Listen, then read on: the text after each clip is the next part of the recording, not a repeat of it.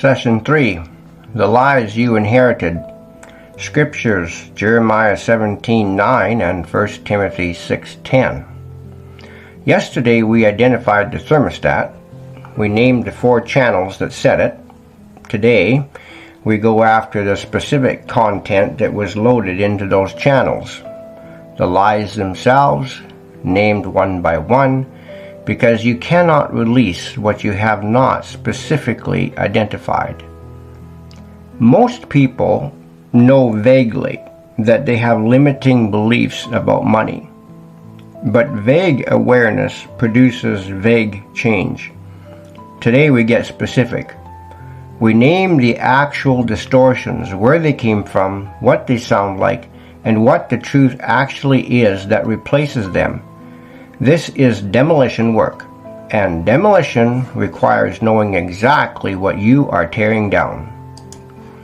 Jeremiah 17:9. The heart is deceitful above all things and beyond cure. Who can understand it? This is not a condemnation, it is a diagnosis. The heart running unchecked produces distorted conclusions, including distorted conclusions about money, which I have held most of my life. 1 Timothy 6:10. For the love of money is a root of all kinds of evil. Some people, eager for money, have wandered from the faith and pierced themselves with many griefs. Read it carefully, because every word matters. For the love of money is a root of all kinds of evil, and some people eager for money have wandered from the faith and pierced themselves with many griefs. Jeremiah 17:9 in the Hebrew, akav halev. Akav, deceitful, crooked, insidious. Halev, the heart, the inner life, the seat of will and understanding. The Hebrew word akav comes from the same root as the name Jacob, the one who supplants, who deceives. The heart left unguarded supplants truth with what it wants to believe. This is not about moral failure, it's about the nature of unexamined belief systems. Without deliberate examination, the heart defaults to what it absorbed or believed, including everything it absorbed about money. What is the one thing your heart tells you about money that you have never actually examined? What does your inner voice say when an opportunity for financial growth appears? Take a moment with that and think about it, pause and reflect before we move on. Now we go back to 1 Timothy 6:10, philargyria. Philargyria means the love of silver, the obsessive craving for money as an ultimate value.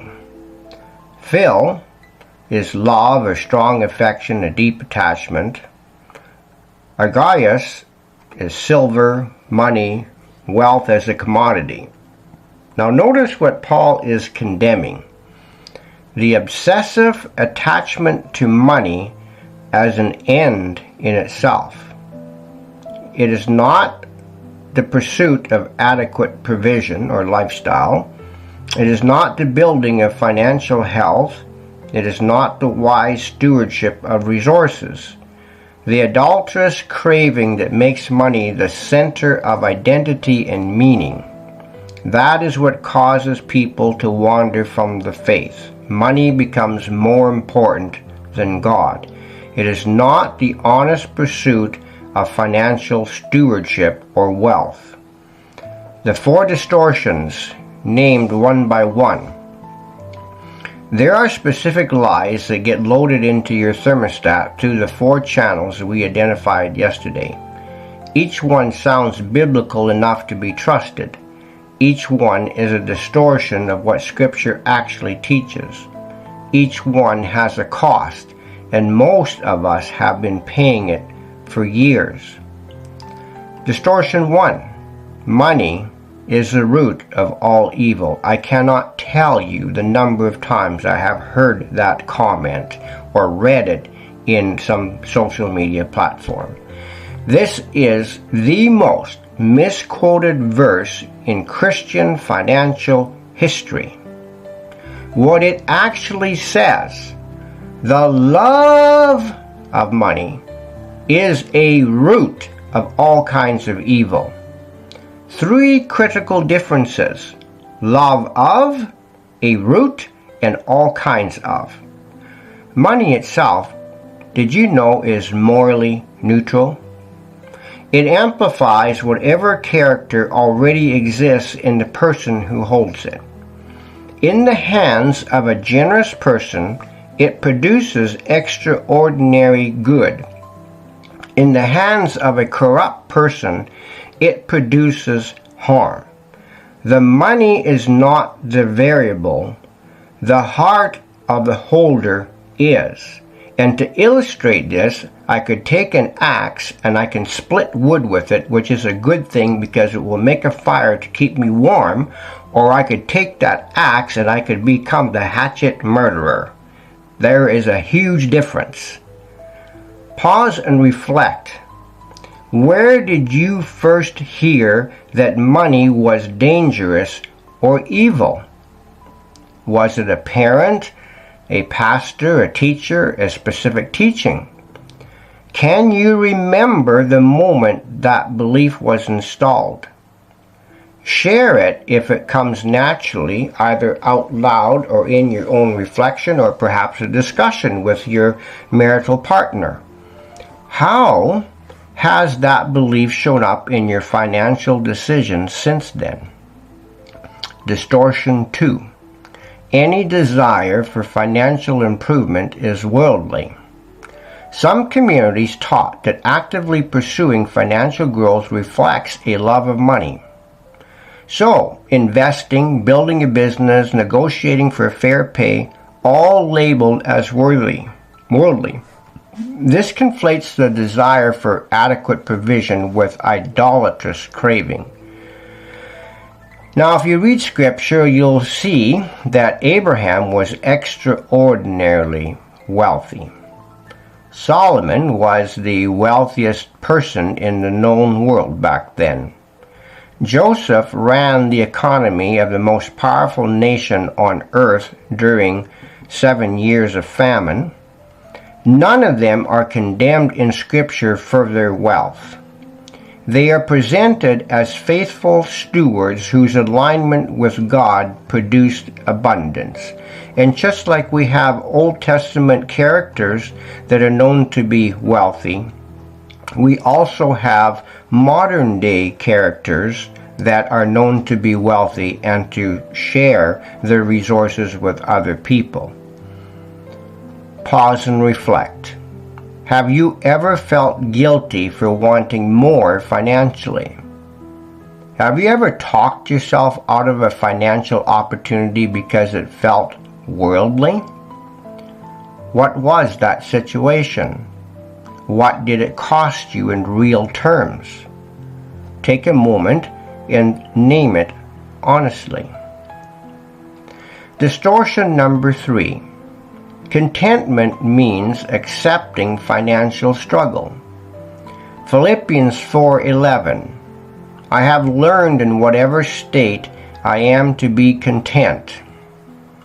Paul wrote that from prison.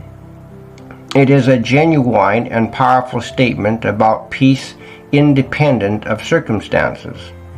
But contentment in the biblical framework has never meant the absence of desire for improvement, or the passive acceptance of preventable suffering as God's will. Contentment is a posture of the heart, freedom from anxiety and grasping. It is not an instruction to stop working, to stop growing, to stop believing your situation can change. Paul planted churches across the known world. He worked with his hands when necessary, building tents. He planned strategically and traveled relentlessly. He was many things, but passive was not one of them. Has contentment ever been used to shut down your financial ambition? Has someone ever told you, directly or indirectly, that wanting more was ungrateful or unfaithful? What did that do to your relationship with financial growth? Sit with that for a moment before we continue. Distortion 4. Giving everything away will always result in miraculous provision. Generosity is a genuine biblical value. Giving is a genuine spiritual discipline. But the distortion converts this into a financial formula. Give beyond your means, and God will always replace it supernaturally. That formula is not what Scripture actually teaches, and it has been used to extract money from people who could not afford to give it. Biblical generosity flows most naturally from abundance, from having enough to share. Building financial stability is not selfishness. It is a preparation that makes genuine long-term generosity actually possible. A well that has been dug deeply can water many people for many years. A well that runs dry helps no one. Have you ever given money you genuinely could not afford to give because you felt spiritually pressured to do so, or perhaps emotionally manipulated to do so? What was the result?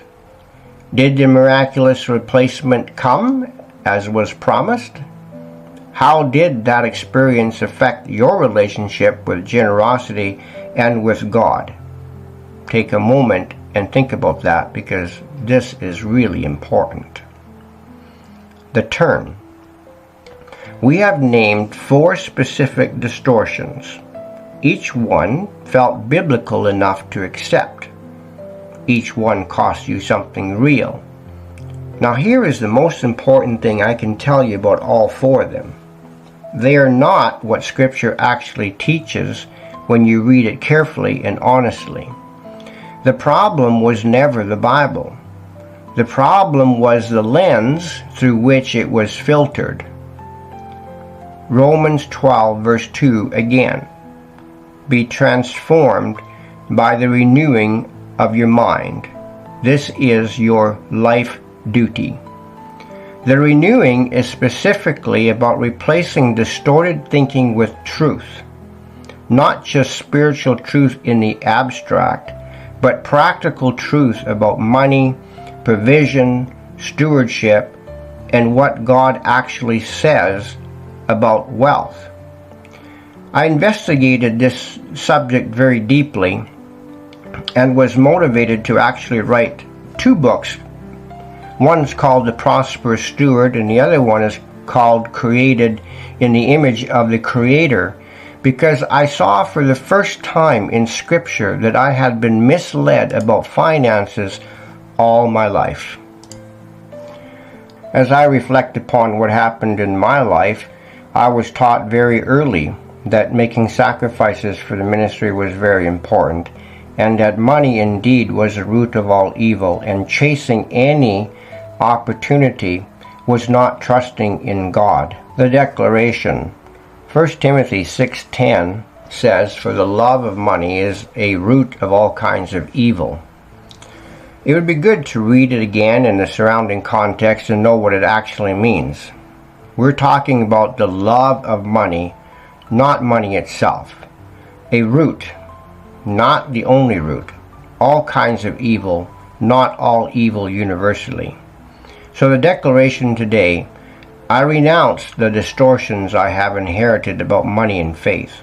I choose to read Scripture with honest and fresh eyes, to let what it actually says shape my financial beliefs rather than what I was told it says.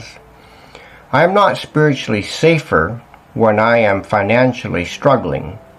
I am a more effective steward and a more genuinely generous giver when I am financially healthy. Generosity flows more freely from abundance than from scarcity. I release the lies I have carried. I receive the truth that sets me free. And I choose today to build the financial foundation that makes genuine kingdom generosity actually possible. Of the 4 distortions we named today, which one has the deepest and most costly influence on your financial history? Where do you see its fingerprints most clearly when you look back honestly? Name it specifically. Write it down if you can. The naming is not an act of bitterness toward anyone who taught it to you. It is an act of clarity. And clarity is the beginning of genuine freedom. In closing, the lies have been named. Named lies lose their power. Tomorrow we turn from what needs to come out to who God actually says you are. That is where the rebuilding begins. The journey continues.